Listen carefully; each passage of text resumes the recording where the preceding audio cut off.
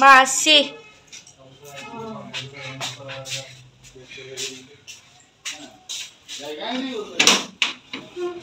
গতকাল সন্ধেবেলায় আমি বান্ধবীদের সাথে দেখা করবো বলে বেরিয়ে গেছিলাম। আমি অলরেডি অনেক লেট করে ফেলেছি।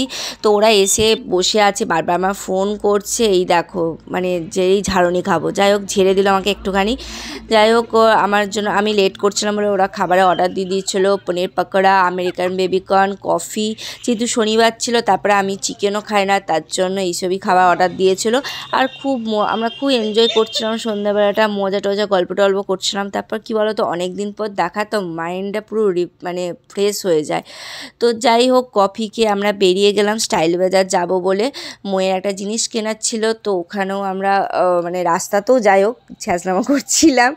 তো এইদিকে জিনাতে এই জামাটা খুব পছন্দ হয়েছিল। এই দেখো এই যে ছ্যাঁচলামো স্টার্টিং শুরু হয়ে গেছে, এক একটা চশমা পড়ছে আর এই ছ্যাঁচলামো করছে। তো ভিডিওটা কন্টিনিউ করতে পারিনি, এতটাই ছ্যাঁচলামো করছে না। ওখানকার একটা মেয়ে এসে বললো তোমরা ভিডিওটা বন্ধ করো।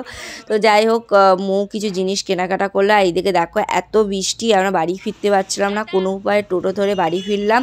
তারপরে জিনা তো নেমে গেল, আমাকে নামিয়ে মৌ নেমে যাবে, কারণ মৌর লাস্ট ডেস্টিনেশন ছিল মৌয়ের। তারপরে বাড়ি ফিরে ফেললাম, টাটা।